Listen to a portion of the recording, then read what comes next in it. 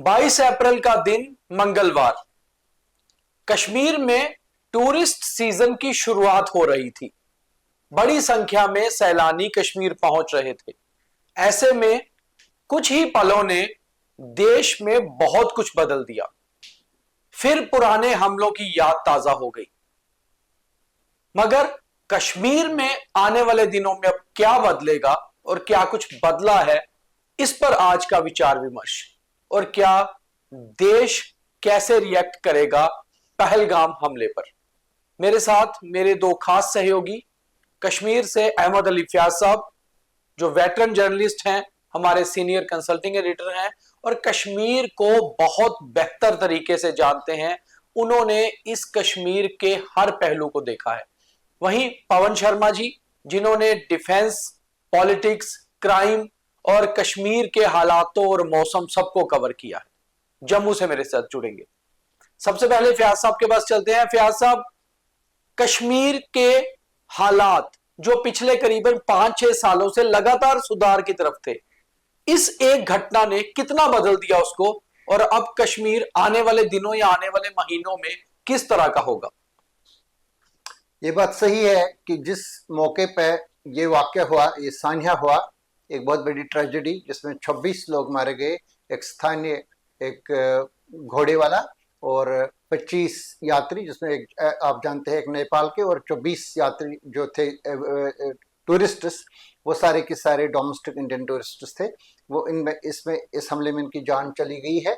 ये काफी साल के बाद हुआ है, एक ऐसे मौके पर जब लग रहा था कि ये आतंकवादी हमलों का जो सिलसिला बहुत पहले शुरू हुआ था 90 में, वो अब आहिस्ता आहिस्ता आहिस्ता वो खत्म हो चुका है। बीच बीच में कोई इंसिडेंट हो जाता था, जैसे कि अक्टूबर 2021 में कुछ वाक़ात हुए थे श्रीनगर के शहर में, एक आध का कुछ वाक़ात, लेकिन इस किस्म का एक मैसेकर टाइप ये नहीं होता था। जो हमारे पास मैसेकर्स थे, आपको तो अच्छी जानकारी उनके बारे में है, जो 3 कश्मीरी पंडितों के हुए थे जी। और एक चिटी सिंहपुरा का हुआ था। चिटी सिंहपुरा का मार्च 2000 में, और जो बाकी 3 थे वो भी, एक 98 जनवरी में और दूसरा हुआ था जो संग्रामपुरा का 97 में, और उसके बाद लास्ट जो था वो नादीबर्ग का था जो मार्च 2003 में हुआ था। इसके बाद इस किस्म का कोई वाक़या नहीं पेश आया था जिसमें लोग 10, 15, 20 लोग मारे गए। आप अभी ये भी पूछ सकते हैं कि जो पुलवामा में टेररिस्ट अटैक हुआ, इसमें 40 लोग मर गए, लेकिन वो सीआरपीएफ पे अटैक था, वो कॉम्बैट फोर्सेस थे। हालांकि वो एक बुज़दिलाना हमला था, चुपके से किया गया। और इसके अलावा उड़ी में 21 लोग जो फौज के मारे गए एक इनकाउंटर में। ये उससे डिफरेंट है। ये वाकयात जो ये वाकया हुआ, ये सीधा एक टारगेटेड मैसेकर है, नाते लोगों पे, मजहब की बुनियादों पे, जिसकी कोई मजहब इजाजत नहीं देता है। पर्टिकुलरली जो मजहब इस्लाम है जो कश्मीर में है, जिसकी 95 से ज्यादा पॉपुलेशन, इसमें ये बहुत सख्ती के साथ ये मना किया गया है कि कोई किसी एक शख्स को, बेगुनाह शख्स को नहीं मार सकता। अगर किसी ने किसी को मारा तो उसने सारी कायनात को, सारी यूनिवर्स को मार डाला, और अगर किसी ने किसी को बचाया तो उसने सारी यूनिवर्स को बचाया। ये वन और एक रिलीजन है जिसमें बहुत सख्ती के साथ इस बात का मना किया गया है, और इन लोगों की कोई अथॉरिटी नहीं है, चाहे कुछ भी अपने आप को कहें, जिन लोगों ने ये किया है। लेकिन अब हमें ये देखना है कि इसके, जो आपने सवाल पूछा कि क्या इसके असरात हो सकते हैं, इसके पहला असर ये कि खौफ तो फैल ही जाएगा, वो बात साफ है।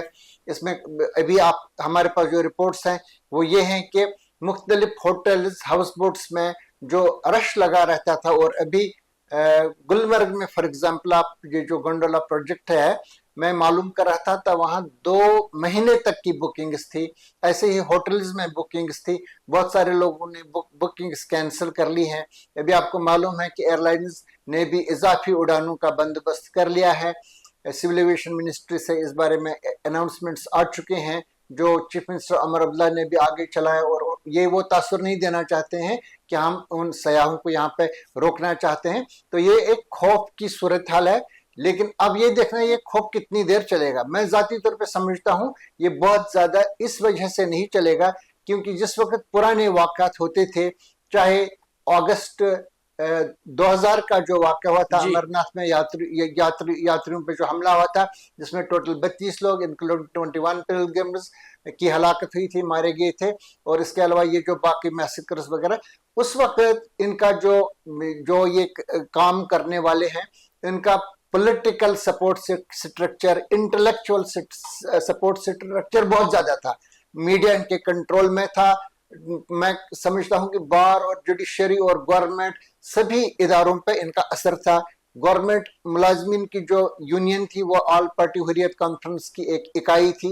बाज़ाब्ता तौर पे यहाँ पे स्टेट इंटर स्टेट था। मैं ये कह सकता हूँ किसी झिझक के बगैर कि यहाँ पे हिंदुस्तान की एक स्टेट चलती थी और एक पाकिस्तान की स्टेट चलती थी। उस स्टेट में ये जो लोग थे वो नैरेटिव जनरेट करते थे। जैसे कि जब टीटी सिंहपुरा का वाक़या हुआ तो उन्होंने एकदम ये बताना शुरू किया कि जनाब देखो, ये तो हिंदुस्तान की फौज ने खुद ही किया है। बिल क्लिंटन क्योंकि आया था ये दुनिया में दिखाने के लिए कि दहशतगर्द इस किस्म की कार्रवाइयां करते हैं। अभी आपने देखा कल जिस वक्त ये वाक़या हुआ, उस वक्त अमेरिका का वाइस प्रेसिडेंट जेडी वैंस भी अपनी अहलिया और बच्चों के साथ था। प्राइम मिनिस्टर मोदी को आपने देखा होगा उनके बच्चों के साथ। अगर ये सपोर्ट स्ट्रक्चर ब्रेक ना हुआ होता तो इन्होंने 2 घंटे के अंदर ये नैरेटिव जनरेट किया होता कि ये इंडिया ने खुद किया है। प्राइम मिनिस्टर मोदी को सऊदी अरबिया जाना था, इनको अमेरिका में इनको डिस्क्रेडिट करना है।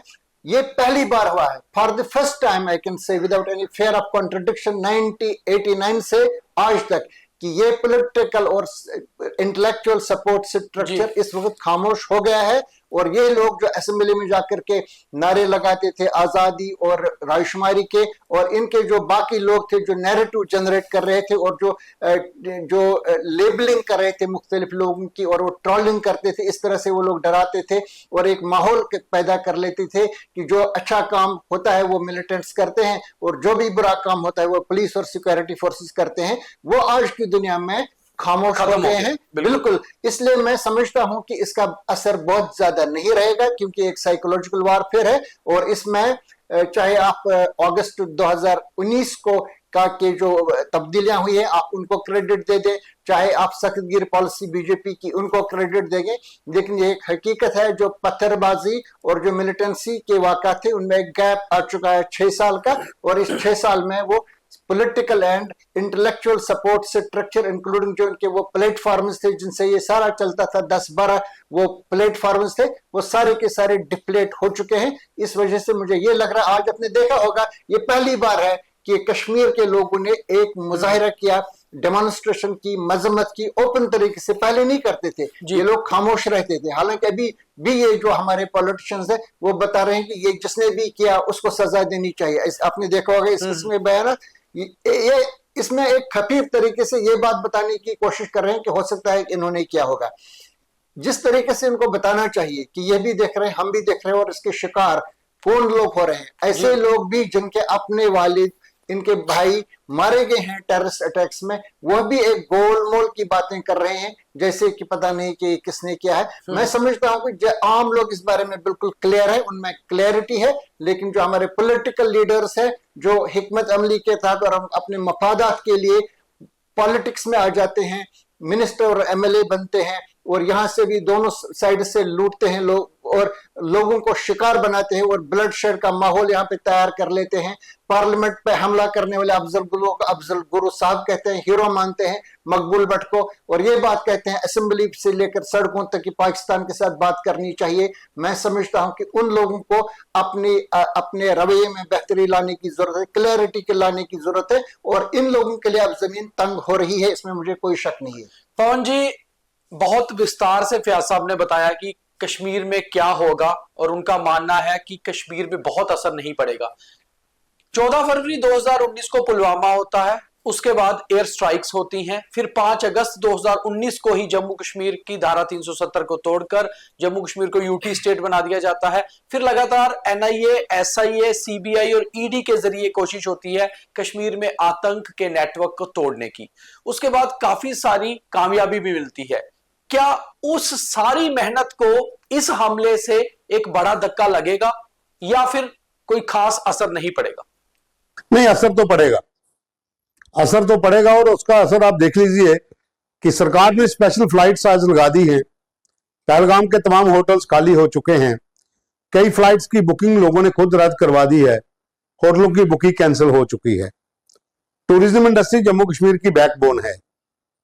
बाकी दूसरी ओर अगर हम टेररिज्म की बात करें तो मैं फयाज साहब के साथ इत्तेफाक रखता हूं। बिल्कुल उन्होंने जो एक बात कही कि लोग गोलमोल तरीके से बात करेंगे, चाहे अपने घर का क्यों ना चला गया हो।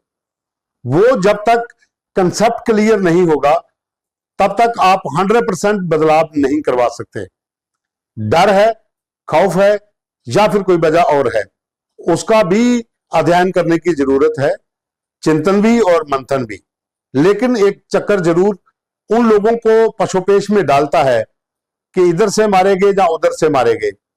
वो एक कंसेप्ट जो पहले का था, अब उससे बाहर निकलने की जरूरत है। अब लोगों को खुलकर सामने आने की जरूरत है। जम्मू संभाग में बहुत से लोग खुलकर सामने आ गए हैं। कश्मीर से कुछ लोग आए हैं, लेकिन शुरुआत हुई है। इसका असर पड़ेगा, मैंने जैसे कहा कि असर पड़ेगा। आप देखिए आपकी रोजी रोटी छीनने के कगार पर पहुंच जाएगी। अगर जिस तरह से ट्रेंडिंग चल रही है बायकॉट कश्मीर टूरिज्म, तो इसका असर बॉर्डर के उस पार बैठे लोगों को नहीं होगा। उनका तो काम है दहशतगर्दी को फैलाना। इसका असर उस गरीब पे होगा जिसकी रोजी रोटी टूरिज्म पर डिपेंड है। इसका असर उन लोगों पर होगा जिनका दारोमदार इसके वजह से चलता है, उस पर फर्क पड़ेगा।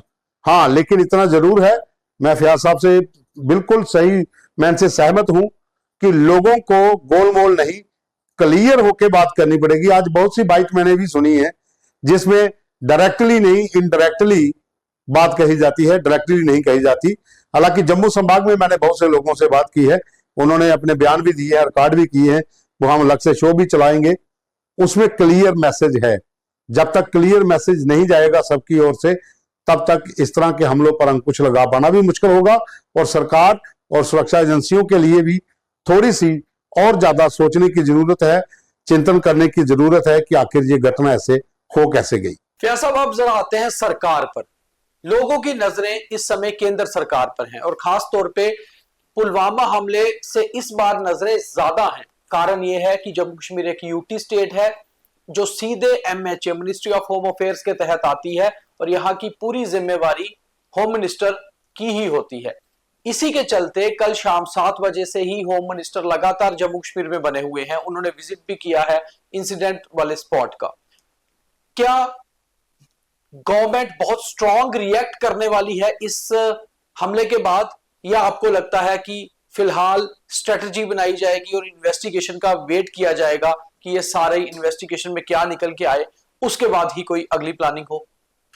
इस बात के बावजूद कि इस वक्त 2019 फरवरी की तरह कोई पार्लियामेंट्री इलेक्शन यहाँ पे नहीं होने जा रहा है, इस बात के बावजूद भारतीय जनता पार्टी और मरकजी सरकार पे बहुत ज्यादा दबाव है। वो दबाव इस वजह से आप देख रहे हैं, इवन कांग्रेस वाले भी उनको आप पूछ रहे हैं कि जाओ करो इन पे हमला शमला, इस तरह से वो करते हैं। हम किसी पॉलिटिकल पार्टी के न साथी हैं न मुखालिफ है, हम तो एनालाइज करते हैं। अभी जो इनके खिलाफ जो मवाद चलाया जा रहा है उनमें मैंने देखा, जो सोशल मीडिया को भी मैंने मॉनिटर कर लिया, तो बहुत सारे लोग इस बात को हाईलाइट करते हैं कि जिन लोगों को यहाँ पे जो आतंकवादी हमलों में मुलविस थे, चाहे वो मकबूल भट्ट था, चाहे वो अफजल गुरु था, चाहे वो अजमल कसाब था, इन लोगों को फांसी दी गई है कांग्रेस के दौर में। और ये लोग बता रहे हैं कि जो भी टेररिस्ट अटैक्स बड़े बड़े वाक़यात हुए जो 90 में हुए थे, हालांकि उस वक्त वीपी सिंह की सरकार थी लेकिन भारतीय जनता पार्टी का उसको सपोर्ट था। उसके बाद 2099 से लेकर के 2004 तक जो बड़े बड़े वाक़यात हुए, जिसमें ये पहलगाम का वाक़ा भी है जिसका हम जिक्र कर रहे हैं, अगस्त 2000 का, जिसमें 32 लोग मारे गए थे, वो भी हुआ बीजेपी के दौर में। वहां से लेकर के पुलवामा, जो भी आप देखेंगे, उड़ी, पठानकोट, जो भी वाक़यात हुए बड़े बड़े, और ये कलवारा भी, ये सब के सब वाक़यात हुए हैं उस वक्त जबकि भारतीय जनता पार्टी की सरकार थी हिंदुस्तान में। तो ये दबाव है इन पे, इसलिए इनको जिस तरह से उन्होंने 2019 में एक ऐसा अनकन्वेंशनल एक कदम वहां पे उठाया, वहां पे बमबारी की पाकिस्तान में जाकर के, हालांकि वो एक सिंबॉलिक होती है, वो एक कन्वे करना होता है, जो स्ट्रेटेजिक लैंग्वेज में इसको कहते हैं कि एक डेटरेंस क्रिएट किया जाता है। वो एसेंशियली उनको मालूम होता है कि जंग इससे नहीं छिड़ जाएगी। तो ये अब देखना है, वो डेटरेंस अभी तक है। अभी तक आप देख रहे हैं जो आतंकवादी हमले होते हैं, इसमें सीधा इनको बताया गया है कि 5 से ज्यादा लोग फौजी नहीं मारने चाहिए, जबकि ये 20 लोगों को भी मार सकते थे। इस तरह आपने देखा कई जगहों पे, लेकिन 5 को मारते हैं, 5 से ज्यादा नहीं। ये बताया गया है कि 10 मारोगे, 20 मारोगे तो यहाँ पे फिर वही सूरत हाल पैदा होगी जो फरवरी 2019 में थी। लेकिन अब जो सिविलियंस को लेकर के ये वाक्य हुआ है, क्योंकि जो उस वक्त वाक्य हुआ था उसमें पैरामिलिट्री ट्रूप्स मारे गए थे, बिल्कुल, 2 फरवरी में 40 लोग सीआरपीएफ के। इससे पहले भी जो उड़ी वाला वाक्य हुआ था जिसमें 21 आर्मी के लोग मरे थे, उसमें आर्मी के लोग थे। लेकिन उस वक्त उन्होंने ये नहीं किया था, उस वक्त उन्होंने कहा कि हमने सर्जिकल स्ट्राइक्स की हैं, जो एक हिसाब से मुतनाज़ बन गई, क्योंकि कांग्रेस के लोगों ने, अपोजिशन के लोगों ने कहा इसका कोई सबूत नहीं है, ये वेरीफाइबल नहीं है। लेकिन वेरीफाइबल जो चीज है वो है 2019 फरवरी में जो हुआ, और उसके बाद एक डेटरेंट बन गया। उसके बाद किसी भी जगह पे 8 लोग 10 लोग फौज के नहीं मारे गए। लेकिन अब ये टेस्ट कर रहे हैं, जो ये करने वाले हैं वो भी टेस्ट कर रहे हैं। चलो देख लेते हैं। इन्होंने शिवखोड़ी में एक वाकया कर लिया लास्ट ईयर 9 जून को, इसमें कई यात्री वहां पे मारे गए, नहाते लोग, जो बस पे हमला किया गया वहां पे। और इस वक्त इंडिया की तरफ से कोई ऐसा हार्ड रिएक्शन नहीं आया। अब उन्होंने ये दूसरा तीर आजमाया है कि चलो ये कर लेते हैं। अगर ये उन्होंने कुछ नहीं किया तो आज अगर वहां पे 26 लोग मारे गए हैं तो दूसरे हमले में 50 लोग मारे जाएंगे। ये सिलसिला जारी रहे, इसलिए इनको एक डेटरेंस क्रिएट करने की जरूरत है। हाँ, मैं जानता हूं आप मुझसे क्या पूछ रहे हैं, वो आप ये पूछ रहे हैं अब ये क्या करेंगे, क्या ये बमबारी करेंगे पाकिस्तान पे, कोई पॉलिटिकल या डिप्लोमेटिक इशू ले लेंगे या कुछ और करेंगे। मैंने कल भी आपको बताया कि इनके पास कई ऑप्शंस हैं, ये जल्दबाजी में कुछ नहीं करेंगे। अभी आपने देखा कि ये स्पेकुलेशन थी कि प्राइम मिनिस्टर मोदी कश्मीर आएंगे, वो नहीं आए। अमित शाह होम मिनिस्टर आए, रात को यहाँ पे रहे, गवर्नर से बात की, सिक्योरिटी फोर्सेस से बात की, चीफ मिनिस्टर से भी कुछ लम्हात के लिए मिले। फिर ये पहलगाम चले गए, अपने साथ लेफ्टिनेंट गवर्नर और चीफ मिनिस्टर और डायरेक्टर जनरल ऑफ पुलिस, इनको भी ले लिया। पहलगाम उतरे MI-17 में और वहां से अकेले ही चले गए, छोटे हेलीकॉप्टर में बैसरन, वहां इनके साथ कोई नहीं था। और वापसी पे इन्होंने फिर इनका जो पुलिस कंट्रोल रूम में जो रीडिंग सेरेमनी थी उसमें पार्टिसिपेट किया, लेकिन उन्होंने कोई बाज़ाब्ते तौर पे सिक्योरिटी रिव्यू नहीं किया, कोई ऑफिशियल मीटिंग नहीं ली, इसलिए कि ये हाईएस्ट लेवल पे ये डिसीजन लिया जाएगा cabinet committee on security affairs Delhi में, जो मुझे लग रहा है कि शायद आज ही इसकी मीटिंग हो जाएगी। और मुझे लग रहा है कि India will take its time to retaliate, क्या किस तरह से करेंगे। इसमें हार्ड ऑप्शन, मिलिट्री ऑप्शन भी अभी तक जिंदा है। ये हो सकता है कि किसी भी जगह पे, इंटरनेशनल बॉर्डर पे तो नहीं होगा, लेकिन जो लाइन ऑफ कंट्रोल है उसमें किसी भी जगह ये हो सकता है कि ये क्रॉस कर लें और बाद में देखा जाएगा। और ये वहां पे जाएंगे जहां पे इनको लगेगा कि एक डिजायर्ड लेवल तक एस्केलेशन रहेगा और उसके बाद वो रिटेलिएट नहीं कर पाएंगे। वो ऑप्शन भी इनके पास है। इसके अलावा इनके पास डिप्लोमेटिकली कई ऑप्शंस इनके पास हैं। इसके अलावा पॉलिटिकली ऑप्शंस हैं। फॉर एग्जांपल, जो United nation military observer group का ऑफिस है श्रीनगर में, अभी तक जो सारी दुनिया को ये बता रहा है कि Kashmir is a disputed territory, तो ये इसमें फैसला ले सकते हैं कि इसको क्लोज डाउन कर लो या इसको शिफ्ट कर लो, उधमपुर या राजौरी कहीं लगा दो, श्रीनगर से हटा दो। ये एक साइकोलॉजिकली इस किस्म का ये कदम उठा सकते हैं। या जो ऑल पार्टीज हुर्रियत कॉन्फ्रेंस थी, वो आज तक 1993 से आज तक वो बाज़ाब्ते एक लॉफुल ऑर्गेनाइजेशन है। ये जम्मू में, दिल्ली में, किसी भी जगह पे अपना ऑफिस खोल सकते हैं, ऑपरेट कर सकते हैं। अभी तक बीजेपी सरकार ने अपने 10 साल के दौरान इस पर कभी पाबंदी नहीं लगाई है। जो पाबंदी लगाई है वो इसके कुछ कॉन्स्टिट्यूएंट्स पे, जैसे JKLF, हिजबुल मुजाहिदीन, ये जो सॉरी जमात इस्लामी, मुस्लिम लीग वगैरह कुछ जमातों पे उन्हें पाबंदी लगाई, लेकिन हुर्रियत कॉन्फ्रेंस जो इनका सेपरेटिस्ट कॉन्ग्लोमरेट है उस पर अभी तक पाबंदी नहीं। आज की डेट में भी वो लॉफुल है। इस किस्म के ये मैं कह रहा हूं, ये शायद एसेंशियली ना करें, लेकिन मैं बता रहा हूं कि इनके पास ये ऑप्शंस हैं। इस किस्म के ये कोई इकदाम कर सकते हैं जिसपे नफ्सियाती दबाव बढ़ेगा सेपरेटिस्ट पे, और जिससे लगेगा जो भारतीय जनता पार्टी की कॉन्स्टिट्यूएंसी है थ्रू आउट द कंट्री, उनको लगेगा कि ये कुछ न कुछ कर रहे हैं। अगर कुछ भी नहीं करेंगे तो इनका नुकसान हो जाएगा हर एतबार से, सियासी एतबार से, और मुझे लग रहा है कि वो इनके लिए काफी मुश्किल बन जाएगा। पवन जी, दोबारा व्यास साहब ने बहुत विस्तार से ये चीज बताई कि गवर्नमेंट के पास ऑप्शन है क्या, मगर गवर्नमेंट की तरफ पूरी निगाहें लगी हुई हैं। एक एक भारतीय नागरिक प्रधानमंत्री और होम मिनिस्टर की तरफ देख रहा है कि आखिर रिएक्शन क्या होगा। जिस तरह आपने पहले भी बताया कि पहलगाम के तकरीबन सभी होटल्स को खाली करवा लिया गया है, टूरिस्ट को कह दिया गया है कि आप वापस लौट सकते हैं। नॉर्मली गवर्नमेंट कभी ऐसा करती नहीं है, हमेशा कहा जाता है कि आप रुकिए, आपके लिए सुरक्षा मुहैया करवाई जाएगी, आप आइए, ठहरिए, मगर इस समय सरकार ने एक्स्ट्रा फ्लाइट्स भी दी हैं कि आपको निकलना है तो निकलिए। तो क्या केंद्र सरकार की पहल होगी कि पहलगाम के हमले में वहां से गायब हुए आतंकियों को ढूंढ के मार गिराया जाए और उसके बाद उनके पीछे बैठे हुए प्लानर्स तक पहुंचा जाए और बड़ी प्लानिंग की जाए उनको मार गिराने की, या फिर सरकार आने वाले दिनों में कोई डिप्लोमेटिक स्टेप ले सकती है? क्या लगता है आपको? सरकार के पास बहुत से ऑप्शंस हैं, जैसा फयाज साहब ने कहा, बहुत से ऑप्शंस हैं, वो किसी पर भी जा सकते हैं। लेकिन जो अभी ग्राउंड स्थिति है, अगर हम उसको देखें तो पहलगाम के भीतर जिस तरीके से एरिया को पूरा खाली करवाया गया है, एक तो व्यापक पैमाने पर बड़ा सर्च ऑपरेशन वहां लॉन्च होगा, और जितना वो जंगल लगभग 15 से 20 किलोमीटर का एरिया है, वो आतंकी उसी के जंगल के बीच में है। वहां पर एक ऑपरेशन लॉन्च होगा जिसमें तमाम फोर्सेस के लोग शामिल होंगे, और इस बारे में रक्षा मंत्रालय के भीतर बैठक भी हो चुकी है। तीनों फोर्सेस को हाई अलर्ट पे कर दिया गया है। सीमांत इलाके जो हैं वहां पर बीएसएफ पैरामिलिट्री फोर्सेस और एलओसी पर भारतीय सेना को मुस्तैद कर दिया गया है। दूसरा ऑप्शन भी ले सकते हैं क्रॉसिंग का, लेकिन उसके लिए क्या स्ट्रेटजी होगी उसके बारे में हम डिस्कस अभी नहीं कर पाएंगे, ना हमें पूरी जानकारी है। लेकिन इतना जरूर है कि सरकार अगर इस बार भी जो यहां पर शिवखौड़ी का हमला था उसी तरह खामोश रहती है, तो आने वाले दिनों में आतंकी और कोई बड़ा हमला करने की प्लानिंग में होंगे, क्योंकि वो पूरे तरीके के साथ, पूरी तैयारी के साथ यहां पर ओजीडब्ल्यू नेटवर्क के साथ अपने पांव जमा चुके हैं, वो चाहे जम्मू संभाग का इलाका हो या फिर कश्मीर का इलाका हो, और वो कोई बड़ी वारदात जो है वो कर सकते हैं जिस तरह से ये हुई है, क्योंकि इस तरह के इनपुट्स पहले भी थे कि आतंकी कोई बड़ा हमला करने की फिराक में है।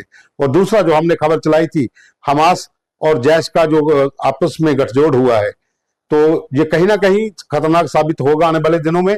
जिस तरीके से जो पहलगाम का हमला हुआ है, ये खाली टीआरएफ का नहीं है, इसमें जैश के लोग भी थे, तो बहुत से ग्रुप्स जो हैं वो आपस में हाथ मिला चुके हैं, और आने वाले दिन जो है वो काफी चिंताजनक होंगे। उसके लिए गंभीरता से सोचना भी पड़ेगा, लेकिन सरकार के पास बहुत ऑप्शन है, सरकार किसी भी हद तक जा सकती है, और जिस तरह की स्थिति अभी है मुझे लगता है कि सरकार को कोई बड़ा कदम उठाना भी चाहिए। तो कश्मीर हमले ने, चाहे लोग कुछ भी कहें, पहलगाम में हुए नरसंहार ने बहुत कुछ बदला है और आने वाले दिनों में ये बदलाव दिखेगा। बात करें केंद्र की मजबूत सरकार की, तो सरकार अब देखना यह होगा कि जोश में कुछ कदम उठाती है या फिर होश रख के प्लानिंग से कुछ किया जाता है, मगर कुछ ना कुछ जरूर होगा, क्योंकि सरकार के बड़े मुखिया प्रधानमंत्री और गृह मंत्री ये साफ कह चुके हैं कि बिल्कुल भी बख्शा नहीं जाएगा। तो अब देखना होगा कि भारत कैसे जवाब देता है। बहुत धन्यवाद।